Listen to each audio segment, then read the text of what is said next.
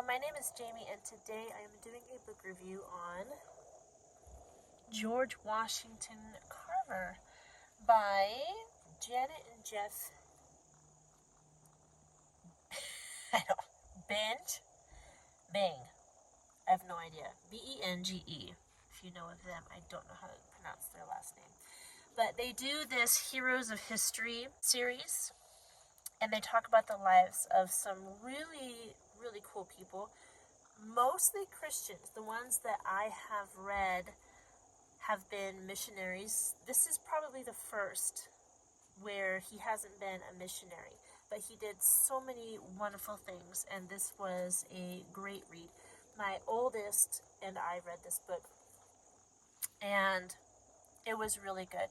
I knew next to nothing about George Washington Carver before I read this, and now I have an overview of his life that just gives me a great respect for this man and everything he did and tried to do, specifically for former slaves. And it was a good read.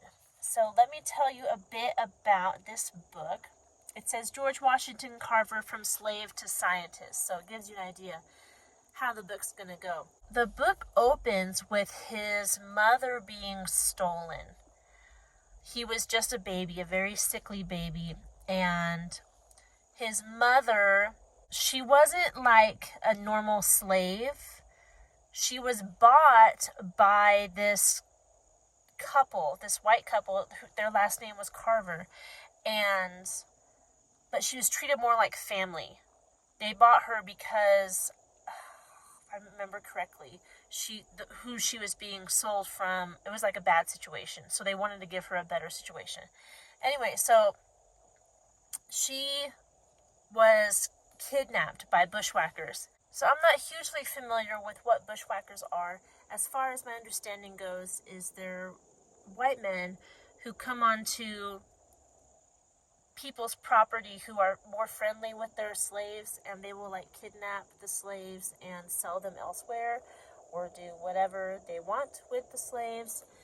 So this is how the book opened. These bushwhackers came in and they kidnapped George Washington Carver's mother and George and left. And George's mother's masters, Moses and Susan, they loved Mary, George's mother, and they tried to find her, and there was absolutely no trace of her until this one family said, hey, we have this baby, which it was George.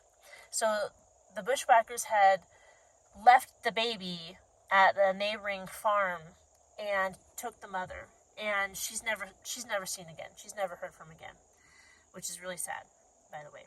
It was a rough opening to this book, but Moses and Susan take George in as their own son, and they raise him, and Susan does her best to teach him how to read, which she couldn't take him extremely far because he was a very bright child. So she gave him what she knew, but he wanted more.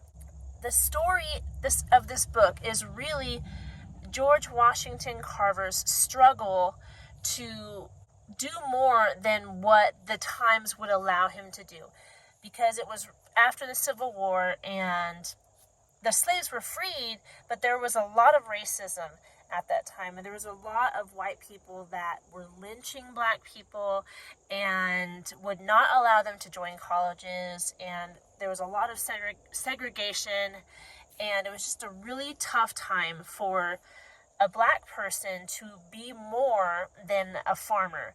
But George Washington Carver was very intelligent, and he had this mind that wanted to know. He had so many questions in his mind. He wanted to find out what were the answers to these questions. So that's why he pursued school. He went as far as he could with his, I think he called her Aunt Susan, his adopted, not really mother. I don't know their relationship, but they were really close. She was really the only mother he knew because his own mother was taken when he was a baby. But Susan did all she could for him, and then he went to a school for black children with a black teacher, and very soon, because he was very bright, George surpassed the knowledge of his teacher, and so he had to look elsewhere for education. And I don't want to give away the whole book, but it just talks about as he grew older and became a teenager, became college age, how he got over multiple hurdles to pursue an education and to pursue his own line of reasoning, his own desire to learn. And he was a very inquisitive person.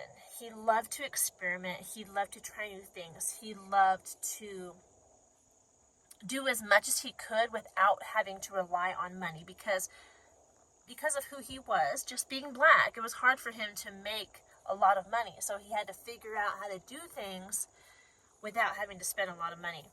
But his whole life was dedicated mainly to helping ex-slaves. So he would help them learn how to farm better and better crops to farm, and he's probably one of the most famous things he's known for is all the different things you can do with a peanut, which is where we get peanut butter. But he just spent his life serving others, and the love he had for all mankind, the stuff you read about in this book, there's like there's 2 or 3 lynchings or murders of black people that's just like hate crimes that it describes in this book. And it breaks your heart and it makes you mad at the people during that time. But the fact that George was able to see past that, and that he wasn't mad at people who were white. He was often afraid, but he strongly believed that if he could just show them his value, how he was intelligent, how he could teach, and everything he learned, and share with them these things, that they would change their mind about him, that they wouldn't see him based on his skin color, but they would see him more based on what he could offer society, and see him more as a person than as a color. And he was right. 9 times out of 10, the people that he interacted with, when they were able to discuss with him and see his intelligence and to see what he has been doing for people, they changed their mind. His work helped bridge the gap between blacks and whites during that time. It helped a lot of white people get over their prejudice and their racism, and it helped America as a whole to get past that really dark time where racism was so rampant and dangerous for black people. So there's so much more in this book. It is so full of what he did. It's 189 pages. Here's the pages. They're just full.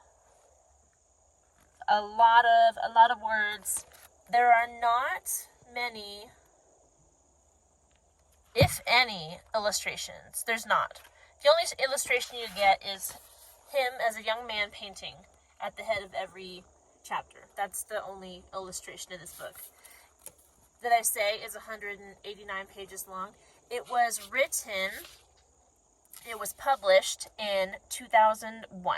It was an excellent book to read, to learn about George Washington Carver himself, but also to get a bigger picture of what life was like during his lifetime, during that time after the Civil War, when it was not a good time for blacks, and how people overcame, even though it was very difficult.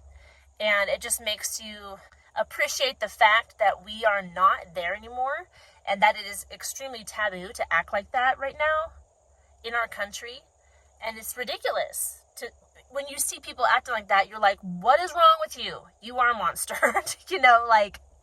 It's just not how things are anymore. And I'm so grateful for that, because just makes me angry. It just makes me angry that people were like that. I don't understand how they could not see how wrong it was. These respectable people that would go about their life like nothing happened after witnessing and cheering on a lynching. Like, what? Anyway, I could go on. It made me mad. Anyway, so, really good book. Really good book. It's not like, I don't know if you're familiar with this series. All their books are extremely interesting because the people they're talking about are extremely interesting, and they had crazy lives, or they did crazy things for the people around them, for the countries. But it's not like super, how do I explain this? It's not like riveting writing, right? Like, they're not, Janet and Geoff here, they're not trying to engage you with their writing style. I think they are confident that the people they are talking about are interesting in themselves, and they're right. So when you're reading this, it's more like I don't want to say textbook. It's not dry at all, but it's not really a novel, if that makes sense. Like, they're more telling about the person than making, I don't know how to explain.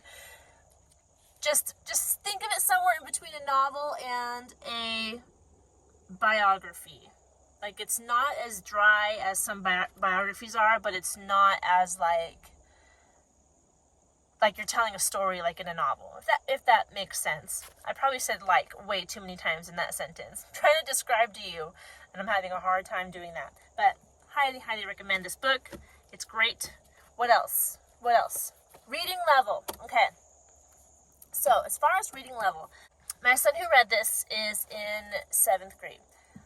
I think it would be good for 7th graders. I think that's a good assessment. Any younger, there's just some things in this book I don't know if you would be comfortable with younger children reading about, because it's hard. It's hard as an adult to read it and talk about it. So I guess that would be on you as a parent to decide what your kid can read or won't. I probably wouldn't recommend it for much younger than 7th grade. It's definitely great for adults. I could see adults reading this series, but they're good for, I would say, late middle school to high school age. Just because their themes are very serious. Like, you get a cool look into George Washington Carver's life, but there's a lot of stuff that he saw that is difficult to read about. So just keep that in mind when you're picking this for your older kids. It just depends on what you want them reading. It's not extremely detailed, but you know what happened.